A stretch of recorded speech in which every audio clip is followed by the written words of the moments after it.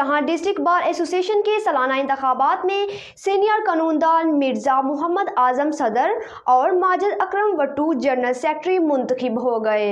Bureau chief Bahawalnagar Mohammad Zubair Chaudhary की report के मुताबिक बहावलनगर में डिस्ट्रिक्ट बार एसोसिएशन के सालाना इंतखाबात का आखिरी मरहला अपने अंजाम को पहुंचा, जिसमें सीनियर कानूनदान मिर्जा मोहम्मद आजम ने 366 वोट हासिल करके सदारत की नशिस्त अपने नाम कर ली, जबकि उनके मद्दे मुकाबल एडवोकेट मियां नजीर खान ने 195 वोट हासिल किए। इसी तरह एडवोकेट माजिद अकरम वट्टू 344 वोट हासिल करके जनरल सेक्रेटरी की नशिस्त पर कामयाब हुए और उनके मद्दे मुकाबल एडवोकेट अबू बकर शाद ने 215 वोट हासिल कर लिए। एडवोकेट अदनान अली 296 वोट हासिल करके मद्दे मुकाबला खातून एडवोकेट फजीलत नियाज मिर्जा को शिकस्त देकर नायब सदर मुंतखब हो गए। डिस्ट्रिक्ट बार एसोसिएशन के कुल 628 वोटर्स ने अपना हक राय दही इस्तेमाल किया।